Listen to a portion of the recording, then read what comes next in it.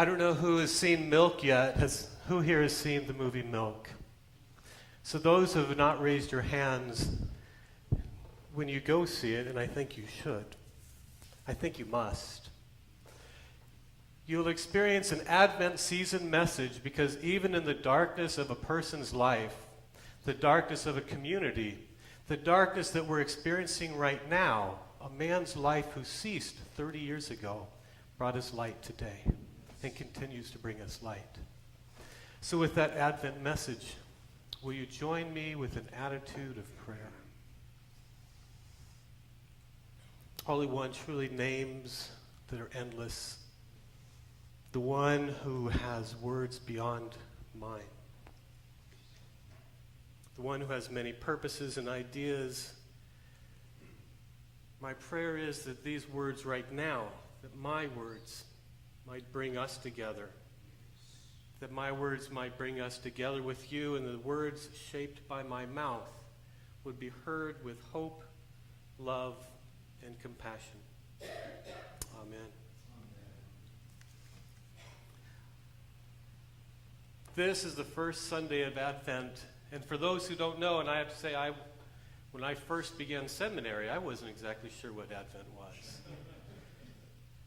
But the first Sunday of Advent is about us sitting in our darkness.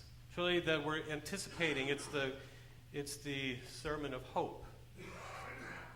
But for those of you who don't know, I'm a hospital chaplain. That the ministry of MCC goes beyond the walls of this church, and we're employed in other areas. So I work for Kaiser.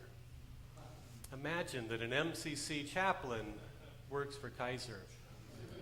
And I have met with some of our community in the emergency room and had just that conversation, that in darkness, hope comes. And as I look at Harvey Milk's life, there wouldn't have been an MCC chaplain in any hospital 30 years ago. Certainly not welcome, certainly not being paid with benefits.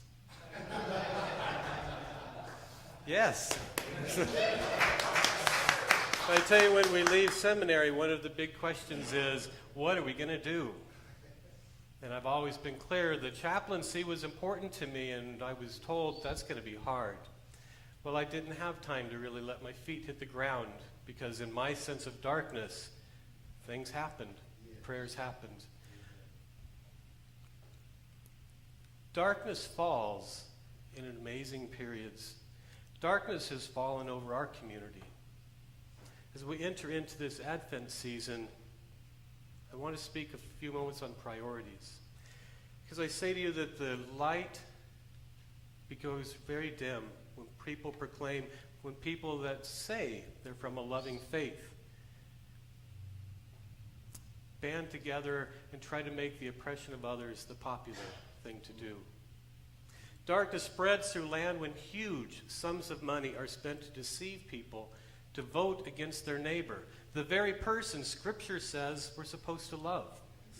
Darkness has fallen over the heads of more than 18,000 people, as well as millions of people affected in an environment where we wall ourselves up from our neighbors and we kill our enemies. I don't like to use notes, but I have to today.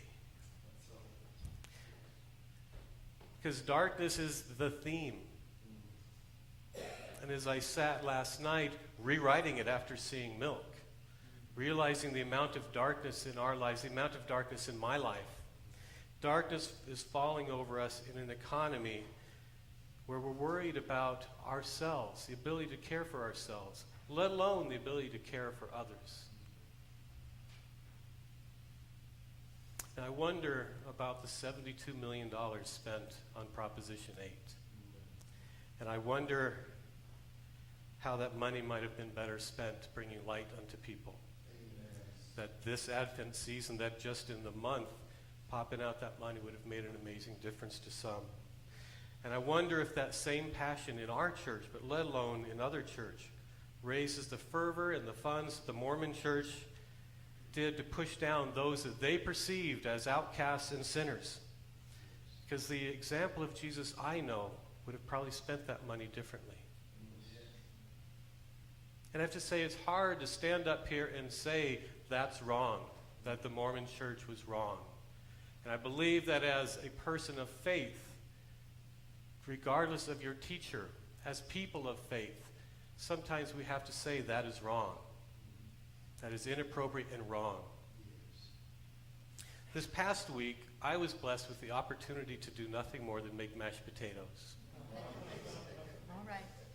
For people I wouldn't sit with. Dropping them off, pulling around the corner with my partner who's here today. Dropping them off at the senior center and pulling around the corner thinking that's the address. Now I have to think it's kind of cool that the senior center is right by the Hollywood Spa. There's... Because now I know where they both are. But I knew that that was the place to be because there were MCC people out front standing, didn't even get out of the car. Here it is. And that was a moment of looking at our community saying, in the midst of our darkness, we are light. We are light.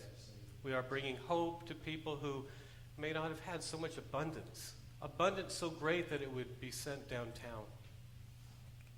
And darkness falls when we allow our priorities, our personal priorities, overshadow and outweigh the lives of others, the importance of others. I think of, and we prayed this morning with Reverend Neil, and we prayed for the worker that was trampled at Walmart. And as I wrote last night, I thought how horrible our priorities to get that deal, that the person that's fallen, we don't stop to help. All right. How horrible our priorities, that we're so focused on this future ahead of us that we don't notice what we're stepping on. I don't think anyone intended to trample that person. And I imagine there's some hearts that are very heavy, wondering if they've contributed. My prayer is for them. Truly that they would have forgiveness in their hearts for themselves and that they would be able to see our priorities get messed up.